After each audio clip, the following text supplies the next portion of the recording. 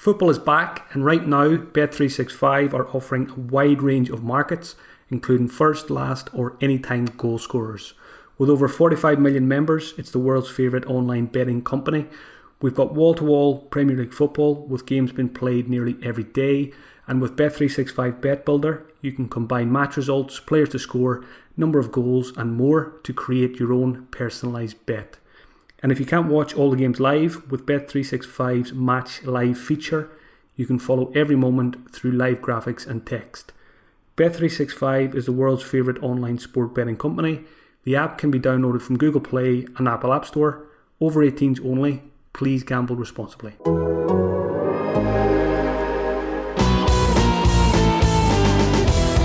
Hi folks, welcome to another 59th Minute FPL podcast, which is brought to you by The Athletic. I'm Mark McGettigan. You can find me on Twitter at FPL General. I'm recording bright and early on Monday morning. There's still one game to go in Gameweek 35, which is Manchester United against Southampton.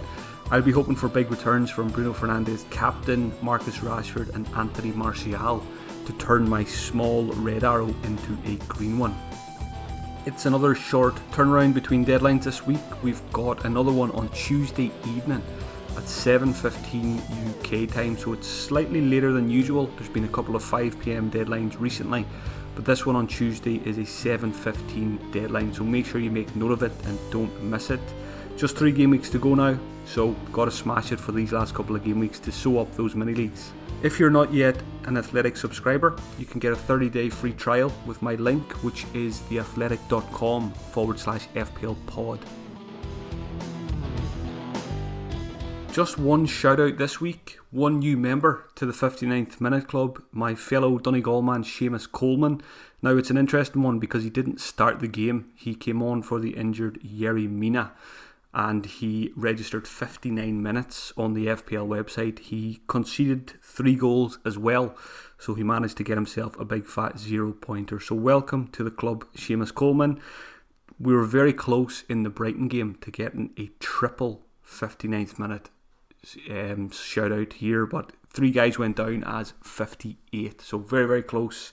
So welcome Seamus, and hopefully we'll get a few more between now and the end of the season. Still haven't got any players who've had 2 shoutouts this season, so hopefully someone will get that before Game Week 38. A quick review of Game Week 35. As I said, I've still got 3 players in action in that Manchester United game. So far it is a red arrow.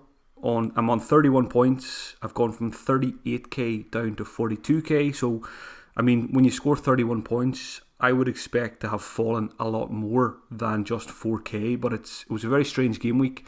You know, quite a few of the highly owned players didn't perform, so the damage hasn't been too bad for those who've had a disappointing game week so far.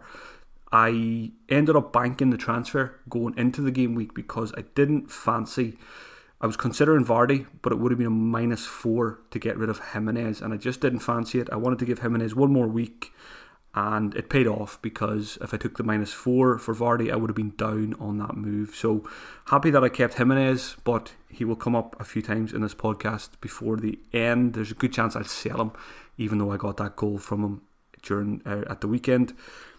Which players did well for me?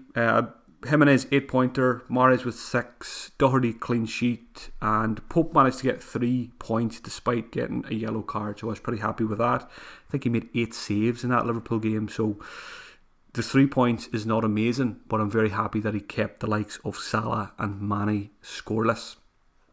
The rest blanked. Disappointing from KDB.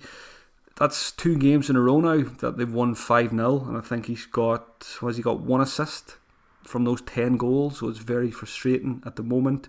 Trent was benched, so hopefully he starts the rest of the games. There's a question on him later as well. And Pulisic disappointing, taken off early, but hopefully home to Norwich in Game Week 36 he can smash it. A watchlist update. I've made very few changes to my watchlist following Game Week 36. The only player I've removed is Adama Traore at Wolves, simply because, again, didn't start. I think he got 20 minutes in that game. Can't rely on him at the moment to get significant minutes. He's I think he injured his shoulder again in the game previously, so that's probably a reason why he didn't start this one. So that's always a worry as well. So Traore is gone for me. I won't be getting him for the final 3 weeks. Just 2 players added to the watch list. West Ham's Diop, 4.3 million centre-back. He got 10 points against Norwich. Now, I've added Diop to the watch list, but it could have been any West Ham defender, really. The reason I've added a West Ham defender is just to remind me that they are decent enablers for the final few games, because they've got Watford next, so decent chance of a clean sheet there, and they've got Aston Villa on the final day. So again, it could be, we could see West Ham keep 2 clean sheets out of 3. They've got Manchester United away in between, which you wouldn't expect them to, but I think at 4.3 million, Diop is a good option, as is Fredericks 4.4, Cresswell 4.5, and if you're looking for a goalkeeper, Fabianski at 4.9 is a decent option for the final few games as well. The only other player I've added is Jay Rodriguez at Burnley, a player I've always liked. He's played 90 minutes in the last 3 games. I think he's about 5.7 million. Last 3 games, he's got an assist, a goal, and a goal, so he's returned in all 3 of them. Burnley finished the season with Wolves at home next, which is not a good fixture for attackers, but then it's Norwich away and Brighton at home. So 2 nice games to finish the season for Burnley, and they've been pretty effective since the restart as well. So if Jay Rodriguez can keep his place and keep getting 90 minutes, I would fancy him to pick up a few more points between now and the end of the season. Harry's sponsors the 59th Minute podcast. Harry's was founded by Jeff and Andy, 2 ordinary guys who were sick and tired of overpriced razors. Jeff and Andy knew there was only one way to ensure quality, so they bought their own factory. And now, by taking less profit, Harry's offers great quality products for a fair price. Their amazing quality blades are now almost half the price of the leading 5-blade brand. Harry's trial set includes everything you need for a close, comfortable shave. Weighted ergonomic handle, 5 precision engineered blades, rich lather and shave gel, and a travel blade cover. As a listener of the 59th Minute podcast, you can start shaving with Harry's today by claiming your trial set for £3.95. Support our podcast and get your set delivered to you, including a razor handle, 5-blade cartridge, foam and shave gel, and a travel blade cover by going to harrys.com/the 59th minute right now. That's harrys.com/the 59th minute. Thanks as always to everyone who sent in the questions on Twitter. Quite a lot of them. I think there was well over 100 questions, so people have a lot of decisions to make, it seems, for Gameweek 36. So I'm going to fire through. I think I've got 10 of them.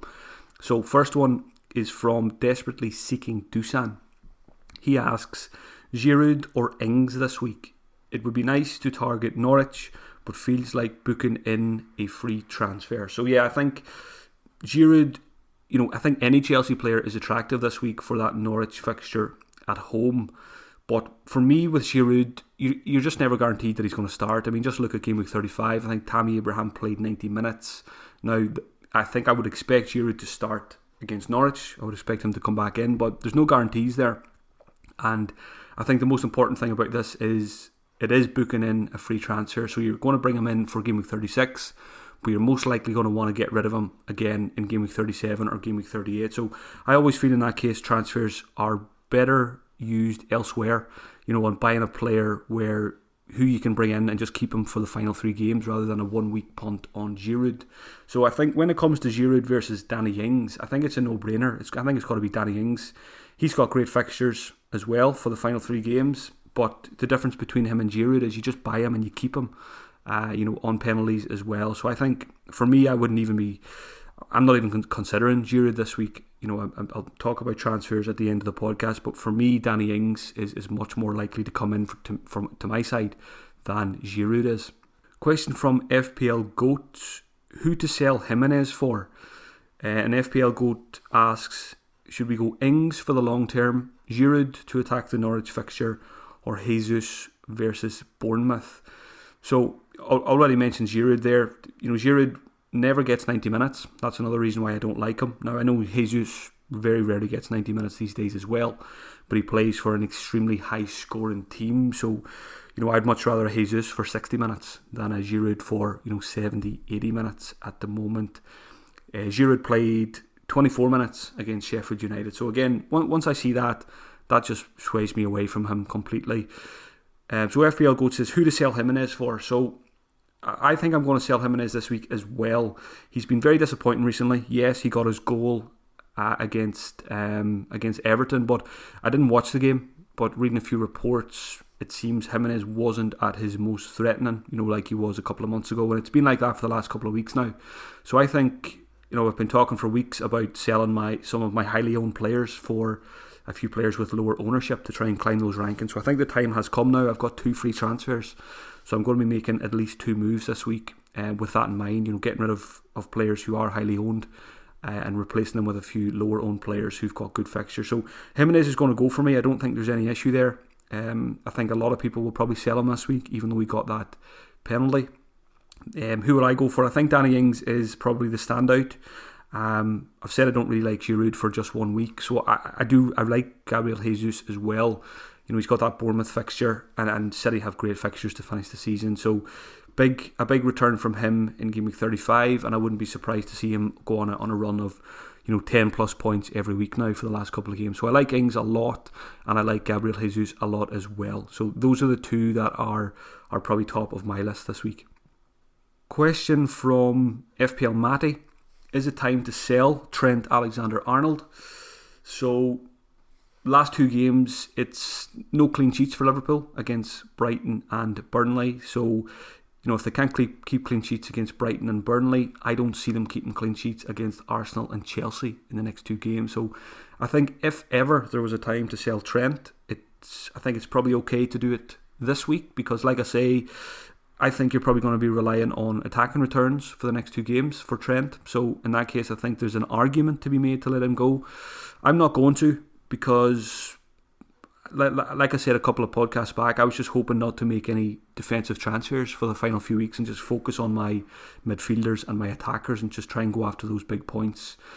Trent is probably going to stay for me, and again, I'll just hope that he can get some attacking returns and maybe a clean sheet that I'm not expecting will come in maybe in one of those 2 games. So again, I think like Jimenez, I think Trent, with only 3 games left to go, I think it's probably okay. Especially if you're chasing in your mini league, or if you want to really try and climb the rankings in the final 3 games.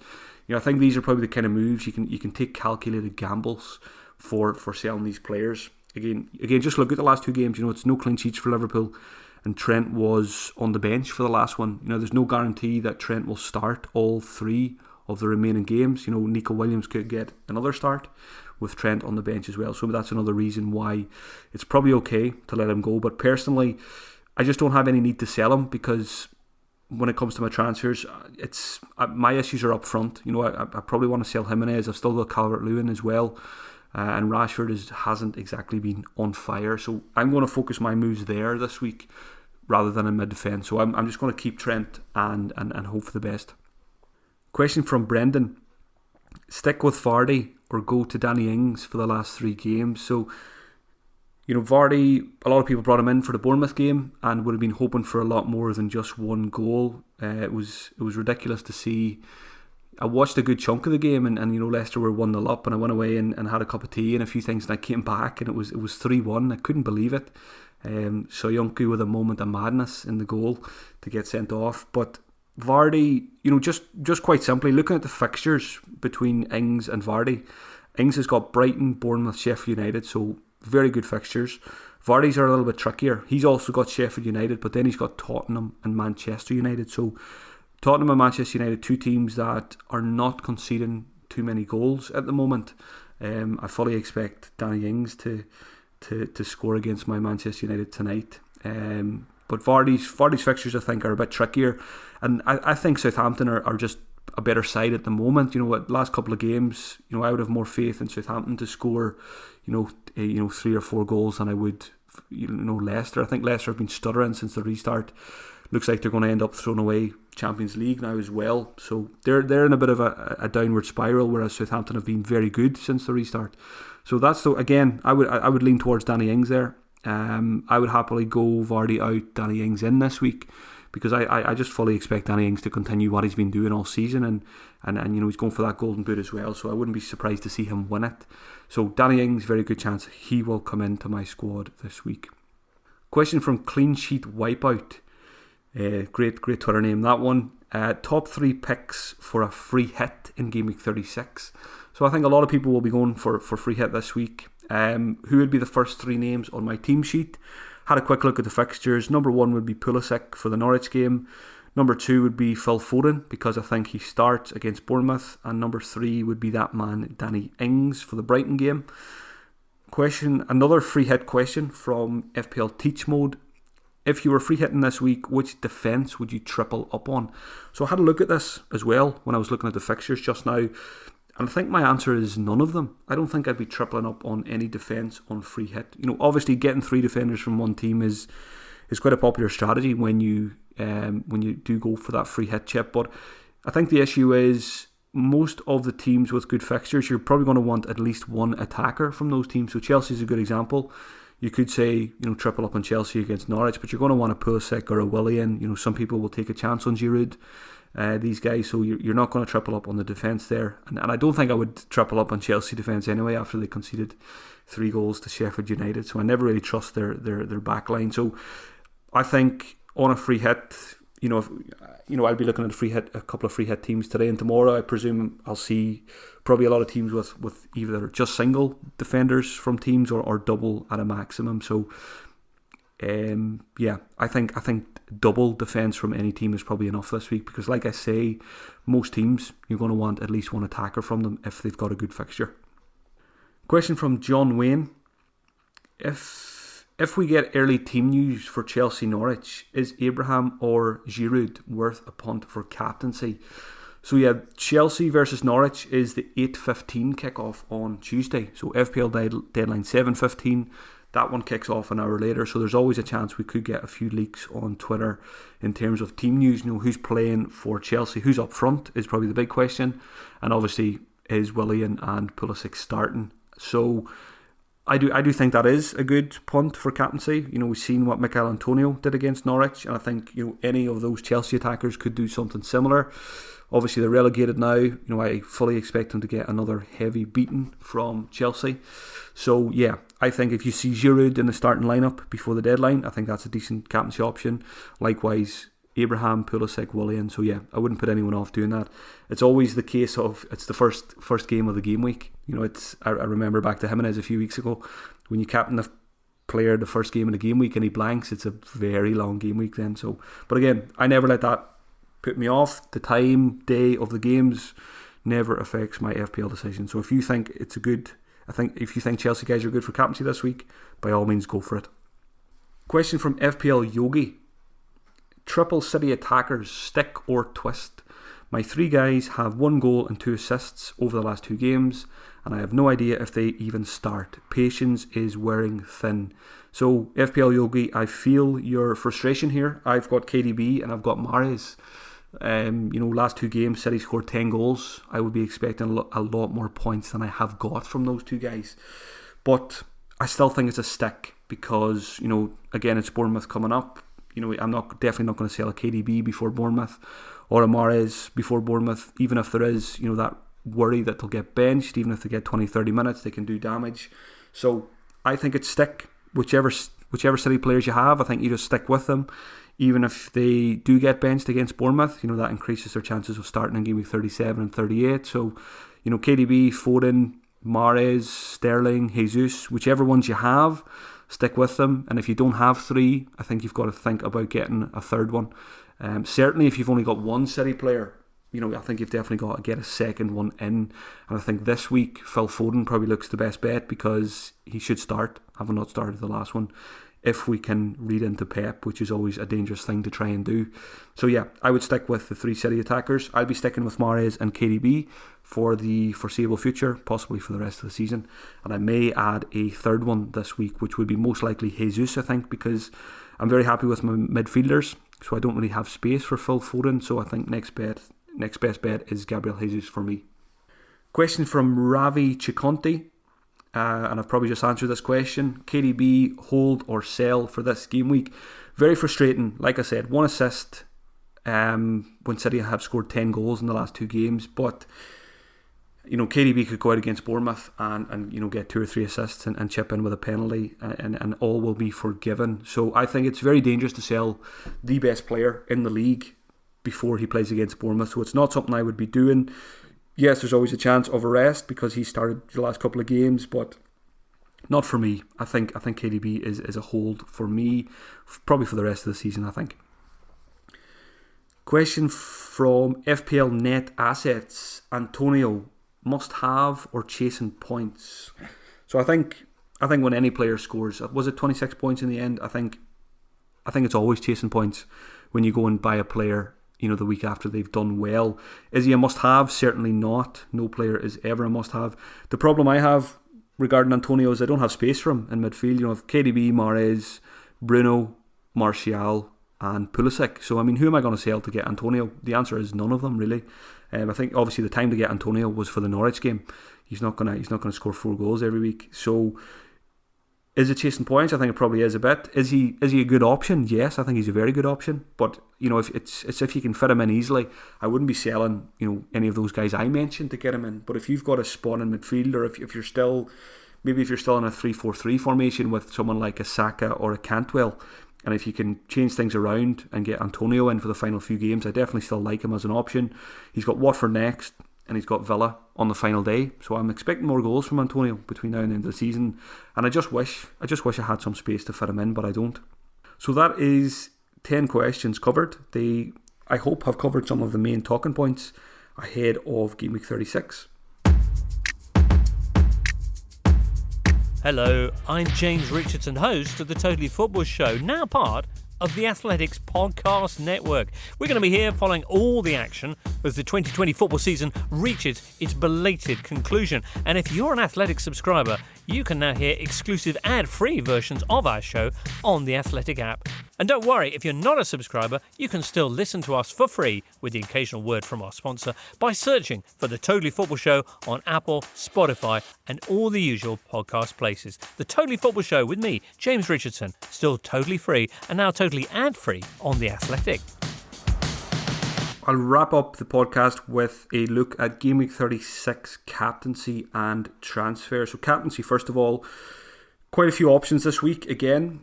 The Norwich fixture is obviously the best one on paper now, so I like the likes of Pulisic, Willian and even the strikers if we do find out that they're starting before the deadline. As soon as the game updated there at the weekend, I put my captaincy armband on Pulisic for the Norwich game. I liked that he was taken off early as well in the defeat to Sheffield United. So I think he should start and he could do very well against Norwich. So there's a good chance I just leave it there. Now it probably depends on how Bruno Fernandes performs for me. I've got him captained in that one game that's left in Gameweek 35, which hasn't been played yet. So that's the first time I've captained Bruno Fernandes. So if he does well for me in that one against Southampton, I said last week I might just leave the captaincy on Bruno Fernandes for the rest of the season. But if he disappoints me and gets a blank, which I'm expecting, then I'd be much more likely to go for Pulisic in the Norwich game. Man City are facing Bournemouth, so great captaincy options there as well. The big question is which of them are going to start. It's always a bit scary going for a Manchester City attacker, but if you're brave enough, I think those guys are very likely to come out on top as the highest scoring captaincy options this week. Richarlison, I think, is a differential option against Aston Villa. I always like Richarlison, as a 1 week punt, when it comes to things like captaincy. If you are, if you're way down your rankings or your mini leagues and you need a Hail Mary, I think Richarlison is always a decent guy for that. Manchester United are away to Crystal Palace. Palace, who just lost 2-0 to Aston Villa. So I think a good time for the United guys to be playing Crystal Palace. And like I said, the likes of Bruno, Martial, Greenwood, Rashford, all these guys are options as well. Obviously depending on how they look against Southampton in that final game of Gameweek 35. And I've put Antonio down here again. He's at home to Watford. I think any player coming off the back of scoring 4 goals, I think they've got to be a captaincy option for the following game week if they have a good fixture. Now, I don't think I would do it myself. So yeah, for me, I think it's going to be Bruno if he does well against Southampton. If not, a Pulisic punt against Norwich. Not really a punt. I mean, it's the best fixture on paper. What am I going to do with my transfers for Game Week 36? I've got 2 free transfers, and it is the curse of 2 free transfers. It's always much harder to decide what to do when you've got 2 moves because you've got that more flexibility. So as I mentioned earlier, I'm quite happy with my goalkeeper Nick Pope. I'm happy with my defenders.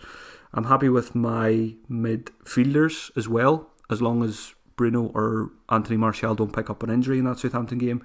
So I'm going to focus my transfers up front. Now I may make 1 transfer, but most likely I will make 2 transfers. My targets are Danny Ings and Gabriel Jesus. So I may get one of them, I may get both of them. So Jimenez will go and Calvert-Lewin could go as well. So although if I do make just 1 free transfer, that would mean I would have Calvert-Lewin on my bench again this week as first sub. And I think he plays Aston Villa, so I don't mind that as a first sub option. But really, I would like to get him out of my squad because I just don't like looking at him there anymore, sitting on my bench. So good chance I get rid of both Calvert-Lewin and Jimenez and bring in Jesus or Ings. Unlikely that I'll bring in both Jesus and Ings because that would leave me with a benching headache. You know, I've got a strong front 8 at the moment, so it might be a case of if I want to get Gabriel Jesus in for Jimenez, I'll probably have to free up a little bit of cash. So I might reluctantly have to make a defensive transfer to free up maybe 0.5 million. So again, obviously, as you can hear from what I'm saying, I haven't looked at this in too much detail yet. I'm going to wait to see also how Rashford looks against Southampton, because again, if he frustrates me again, I might be tempted to get rid of him. So maybe it would be a case of getting Rashford, maybe go Rashford, Jimenez out, and and then maybe get both Jesus and Danny Ings, and just leave Calvert-Lewin as that first sub option. So 100% my transfers this week will be focused on those striker spots. Thanks for listening, folks. As always, best of luck to you in Game Week 36. The next episode will be available on Friday to preview the penultimate game week of the season. So it's almost over. One final push from us in the final 3 games to get as many of those green arrows as possible. Best of luck, and I will talk to you all at the end of the week.